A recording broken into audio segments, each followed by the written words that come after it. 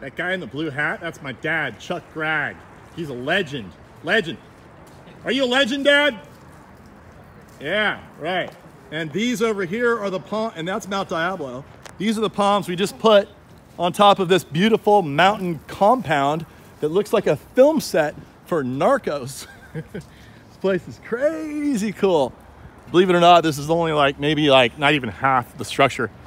Look at it on an aerial. It's right next to the freeway in Alamo. There's the freeway down there.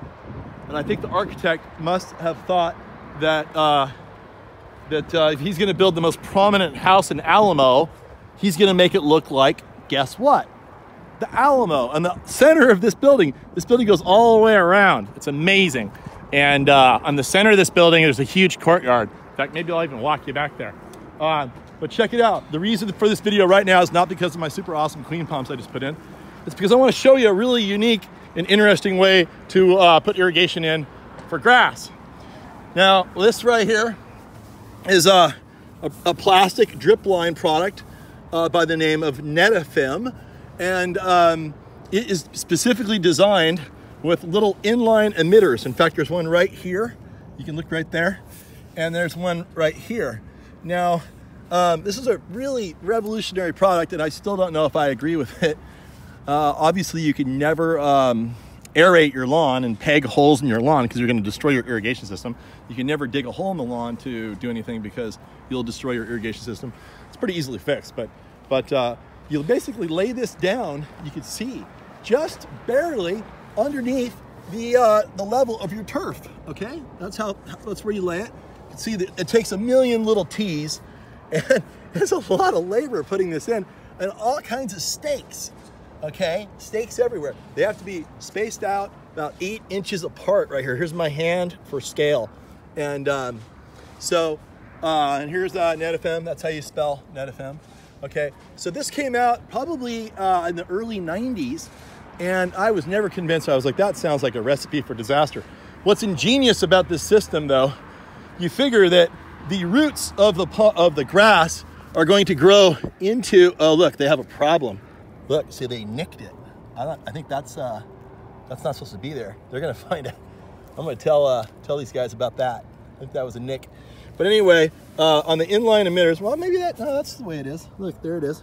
They have a self-flushing capacity, so no dirt gets stuck in there. And that's one problem you would predict would happen here, especially it's covered in dirt. The other thing that happens is that there is some type of chemical that they have put in this plastic to disallow roots from growing into these small little orifices. So now, if it works the way it's supposed to, which it seems like it has, I've seen it in locations where it really worked over many years, it's the most efficient way to water your lawn possible. There's obviously no spray that happens. So that means there's no staining of things from the spray. There's no overspray that gets wasted on things like concrete.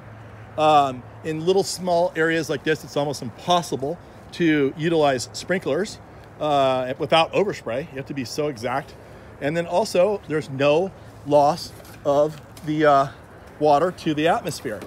So you couple all those things together and you get an unbelievably efficient system. The other nice thing is that you never ever get caught laying on the lawn and the sprinklers come on. You're like, you got to make a run for it. So it just waters below the lawn. Okay. And so I wanted to show you that. I'm not saying this is the way you ought to do it, but I'm saying this is an option.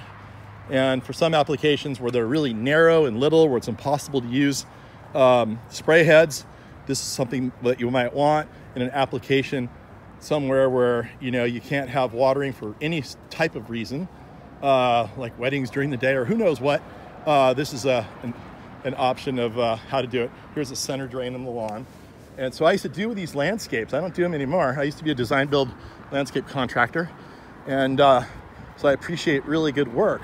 And so I wanted to show you this is the best possible way to lay a lawn with this type of irrigation system. But also, look, with galvanized wire for gophers. And you can see they were really smart. They came all the way up to the concrete edge and then came vertical and flushed next edge. There's no way a gopher is getting in here. And then, so that's really important. And make sure that you use 1/2 inch diameter little baby gophers can get through 3/4, believe it or not. The other wonderful thing that they've done here is just basically like the best high class, you know, high dollar lawn that you could possibly do. And one of the reasons is because they put the gopher protection down. They'll never have a gopher. The other thing that's really nice about this lawn is they have utilized a 1 foot thick colored concrete border. And you can see how that integrates with the hardscape throughout the area. This is a bocce ball court over here. And then we'll look at that on the way out. There's a fire feature here and a waterfall feature. And then of course there's swimming pool and there's spa. And the best thing of all, my palm trees. But the other thing that they've done here is they didn't want a big wide border here with concrete, so they put in this metal edging, which is also really nice. It's a very permanent edge. The only problem with this stuff, if you fall on this and you hit your head on this, that can pretty much sever anybody's head. So you want to make sure that the grass level is high enough here to protect you from having exposure of this too high up to cause a guillotine effect. Same thing goes on the other side. They're going to need to raise this up a little bit, but this is a really good permanent edging system. The pool is going to be an infinity edge pool, and let's go meet the contractor. He's a wonderful guy. You see the beautiful blue tile they're going to use, and it's going to be a beautiful finished edge. Here they have some blue stone here, real nice blue stone. Everything's custom cut. Like there's going to be lights in the staircase. Okay, that's going to be real nice. We'll go look at the palm trees. Hey, does anybody know who did this job? Anybody? Wait, you did all this? Oh wait, is it like that guy or is this guy? This is the guy. This is the guy. This is my buddy here. This is Luis Uriarte. Uriarte. He says it better than me. I'm going to get it better. Luis is a great guy. He lives out here in Martinez, California, and he's in Contra Costa. So if you need a landscape contractor guy, I want you to call him up, and I want you to mention me. He's going to give you 50% off on your landscape if you mention me. Isn't that right? Yeah. What are you laughing at? What are you laughing at? No, but seriously, he's a good guy. So maybe not 50%, maybe like 1%. But what's your maybe 10%. Okay, how are we going to get a hold of you? What's your phone number? 925-765-4156. Okay, you heard it first. Luis Uriarte! Look at this beautiful landscape he put in. We're going to keep doing a tour here. He's got his pavers out here. He'll do all this stuff. He's getting the water feature figured out. Now let's take a tour around this landscape. You can see how beautiful this is going to be to sit in the hot tub and look out at the Infinity Edge pool so you can see the freeway of all the people trying to get home from work. And you'll not be one of them, which is what's going to make you so happy. So here we go. We have some beautiful masonry going on. What's your name, sir? Say hello to the world. Well, believe it or not, I am the Stone Man. You're a stone man? Yeah, because my name is Todd Stone. Oh, that's awesome. Isn't that funny how that works out? Yeah, I don't have a good... I was born to do this. I should be Palm Man, but it didn't happen that way, so whatever. Okay, here we go. That was Mr. Stone Man laying some stone.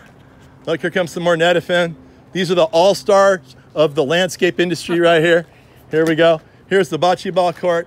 And look, we have what amounts to more or less an infinity edge pool looking over the entire Alamo Valley. Right now, well, here's something you gotta be careful of. If you're doing a job out here, I'm gonna tell, you don't ever wanna leave something like this exposed like this because someone could fall on it and it could sever their head. Anyway, I'm gonna protect these things right now. This is not my job, but I'm gonna do it anyway. See that? There. Now if they fall, they'll fall on top of this and they won't sever their head. You should put a bote arriba. Yeah. No cabezas corto. Yeah, no cabezas corto. I'm really good with my Spanish. But I want to show you how big this place is. This is crazy. Here's the big rotunda. You know, like I said, if you're going to have the biggest house in Alamo, right, on this prominent promontory up on this hill, what do you want it to look like? Duh, you want it to look like the Alamo. So you're not going to believe what this place has over here. I'm going to show you the largest residential garage door you've ever seen in your life. Well, there's one of them right there. Look, there's Chuck, Super Chuck. We're leaving. We're going to get some lunch here in a minute. Chuck, I got to finish the video. The world's relying upon me to get it done. Here I go. Look at this gate. Are you kidding me? Look at the gate. Hey, you ever watched Narcos? The movie, you know the show Narcos? No, I never heard of it. Oh man, it's good. It's all about these drug dealers down in Colombia. Oh, yeah? They could film it here. This place is amazing, man. A house like this. Yeah, this is amazing. Look how you can't even get back far enough. I gotta get back really far just to show how big that gate is. So how tall are you, like 3 feet? No, he's like 6'2", and he's still a little next to that big gate. And so here we go. We're gonna take a tour, quick little tour of the inside. We're gonna put a whole bunch of palms in here. Maybe I'll do an after video of this place once it's all done. But look at the beautiful garage door over there. Huge rotunda here. Staircase coming down. This is where the gun battle in Narcos would be in here. I could see a guy coming out with a machine gun up there. And then you've got the giant arch over here. And what we're gonna do is we're gonna put a center place in the middle here. Center palms all throughout this whole courtyard. They're gonna be cutting out the concrete to lay irrigation. That's what's happening here. And then we're putting palms all over. It's gonna look awesome. And that's pretty much the story. Chuck, you wanna go to lunch?